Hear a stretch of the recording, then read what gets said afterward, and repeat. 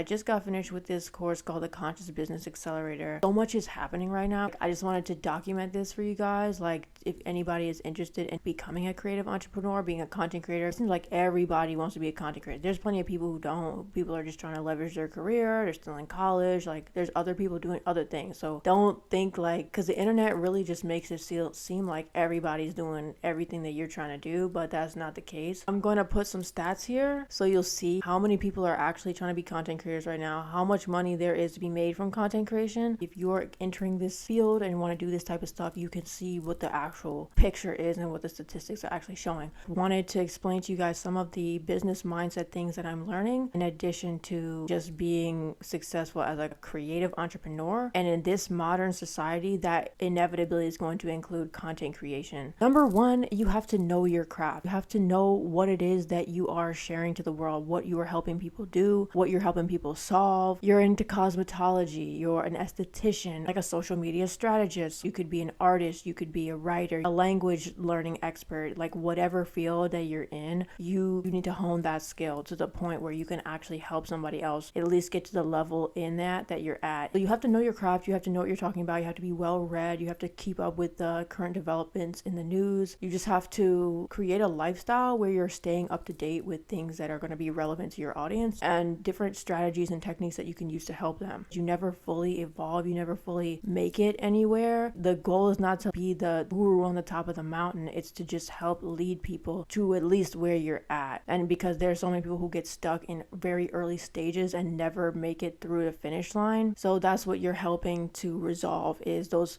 obstacles that a lot of people struggle to overcome. The second thing that you really need is to make content about that thing, and don't be afraid to talk about the same topic over and over and over again, because chances are like not everybody's gonna have seen that one video that you made about it. You can make the same video in different ways over and over and over again and just highlight different specific areas, because no one is gonna have seen every single one of your videos unless they're a stalker. Another thing with having content is making good content, understanding your audience and what they're going to be triggered by, and triggering their pain points and then leading them to the solution. So like that's like the biggest thing. Like that works on TikTok really well, but you have to trigger them in like the first millisecond. Basically on YouTube, you have like the first minute and a half to trigger somebody. So when I say trigger people, I'm not saying like purposefully be inflammatory or rude or just like insensitive. Touch on something that's very surface level that can easily be misunderstood, but then elaborate. Just being more strategic about how you are filming this content, because that's something I'm really realizing is like you will ascend to your highest level riding on the backs of haters,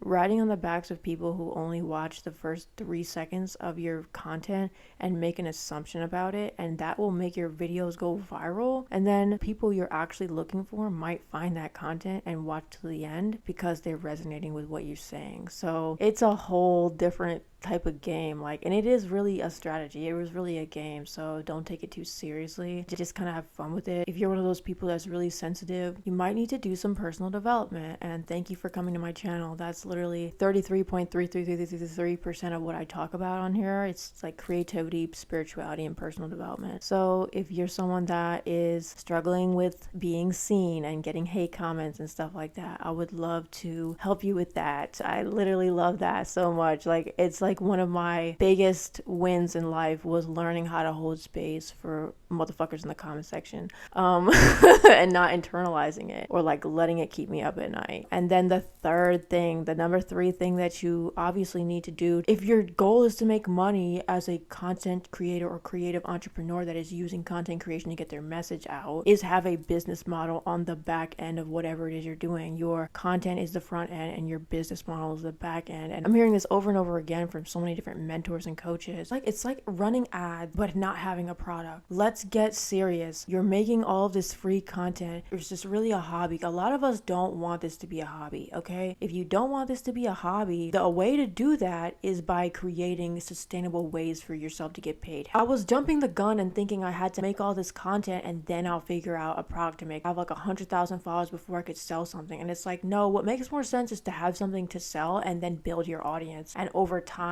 you're both growing together. Don't wait to start thinking about, okay, what will I coach people in, or like what is the skill that I bring to the table. A lot of us are not entrepreneurs already. We're becoming entrepreneurs through content creation. So you have people in businesses who aren't good with content. You've got people with content who aren't good with business. You've got artists who aren't good with content, and people who make content that aren't good at art. My thing is, how can I learn the best of everything and display it here for you guys? This is a journey, and I want to take you guys on it with me, because I feel like a lot of people want this, but they don't know how to get there. Yeah, so the business model, like, have you even thought about what people would want to pay you for? Have you even asked your audience, if you have a pre-existing audience, what will they want? Because a lot of content creators struggle to find the balance between their passion and their purpose. A lot of times your passion can be your purpose, but I don't think they're the same thing, because I think your purpose is about serving others and your passion is about serving yourself. So when you're passionate, or you're like getting pleasure and dopamine off of making the content, whether it's from getting views or it's from genuinely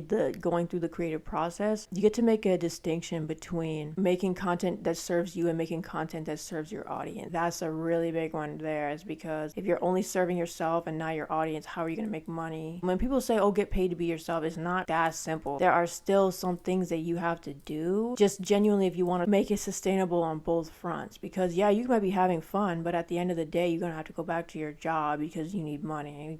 Like, okay, a big thing that would behoove you to get is like a collaborative group, an accountability group, going to networking events, having a mentor, having a coach, because there's literally like millions of different steps and nuanced issues and problems that you will face talking to people who have been there already and are doing what you want to do. Like, I went to this creative networking event called a Not At All Creative Kickback in DC, and I met people that are actually doing what I want to do, and just having one conversation that was like maybe 5 to 10 minutes long will help you like shortcut so many problems and probably months of struggles. You really are going to wear all the hats yourself. So like, if you're someone that's prone to burnout, make sure that you're taking time for your self-care, that you're setting limits. Because for me, when the spirit and the Holy Ghost is moving through me, sleep is gone, eating is gone. I got like 4 hours of sleep last night. Especially if you're like a highly creative, artistic person, autistic and artistic, God sprinkled in something extra. So be mindful that it's taxing on your body. Like doing email marketing, doing like field research, developing products, trying to create ebooks or like digital products or guides,